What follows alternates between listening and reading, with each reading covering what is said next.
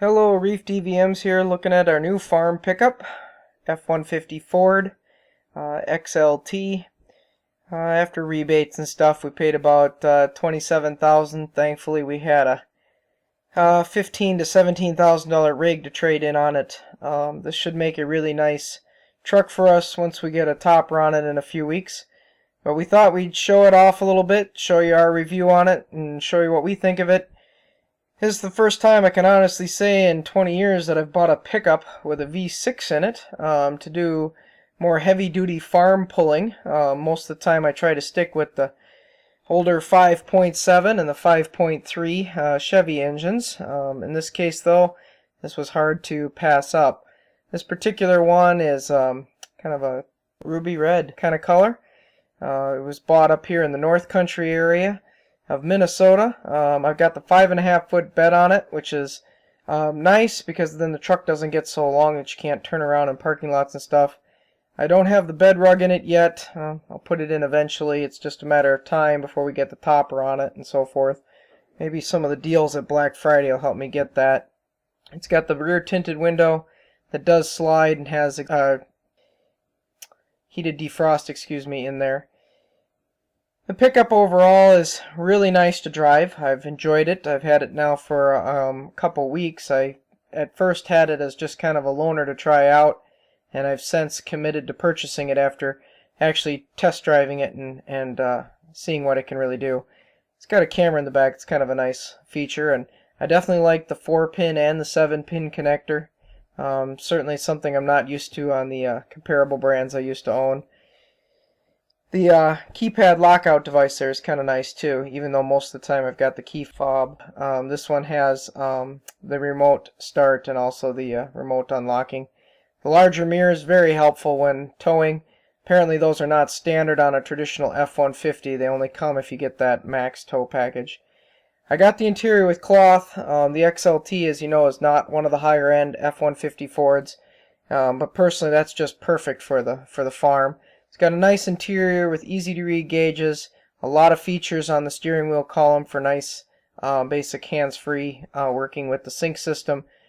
In my case, the sync system seems to work great with the Bluetooth for operating my Motorola phone. I got a family of 5, but in case we have a 6th, it's nice to have 6 seats, which is very nice. 3 of my girls can sit in the back, 2 in boosters, 1 in a car seat. I'll show you that in a minute. Plenty of cup holders, plenty of storage, both in the bottom of this middle seat, in the glove box. Here got the USB stuff.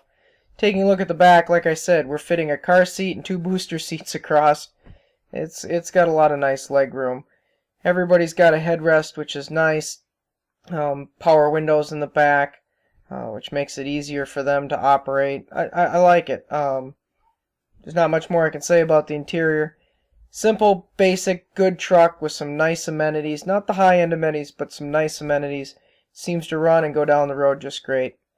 Heading over to the engine compartment, there's a look at that intercooler, because this is, again, the V6 365-horse engine with 420 foot-pounds of torque.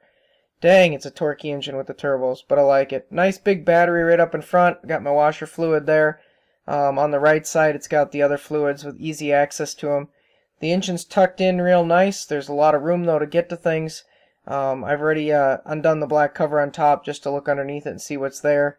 Looking at the turbo system, obviously it's a little over my head, but so is the 6-speed transmission, so if those ever need any work, they'd have to be done by a mechanic anyways. Fuse box, and again, more fluids on this side. All pretty easy access stuff. I'm very pleased with how it lays out. Take a look at the underside. You get the max towing package. They skid plate the whole thing underneath. That works for me. Helps keep the corn stalks and the stubble out from underneath, and well, of course whatever else I happen to run over. Nice recovery tow hooks both in the front. They got a nice chrome look to them because this truck has the chrome package on it. Note it doesn't have the running boards, but that's because we had the dealer take them off because we're going to put aftermarket ones on we like better that are plastic. The cat and stuff, most of it's stainless steel for the most part. Muffler, same thing, so it should last a good long time. Nice solid axle in the back with a big drive shaft. What more can you expect? It's a 3.73 rear end. 18-inch rubber, came standard with the Goodyear Wrangler. We'll see how it holds up. Took it out for a test drive numerous times.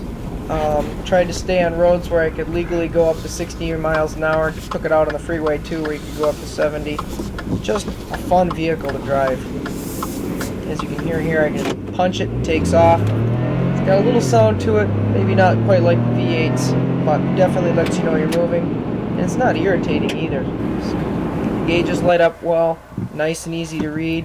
As you can see here, we're taking it on the freeway. We'll punch it up to 70, about 7 seconds, and she's up to 70 miles an hour. Fun truck to drive, really. I'm amazed at how this thing can pull. Put a G-Tech in it, accelerometer, so we could run some tests with it. Popped it about 5 or 6 times to see what we could get for horsepower with nothing in the back end, just myself and the truck.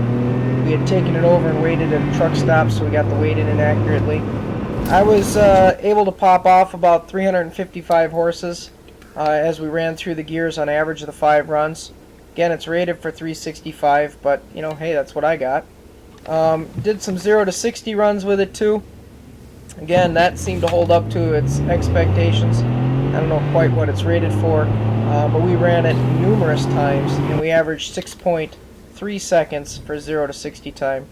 So again, plenty of power, definitely plenty of torque with 420 foot-pounds. It pulls a skid steer trailer with a 6,000 pound tractor on it, which is 9,000 pounds. Piece of cake. Anyways, thanks for watching. This is a review on the 2013 F150 pickup. I hope you enjoyed it. Any questions or comments, please feel free to post them. This should be a great farm truck for us. Thanks.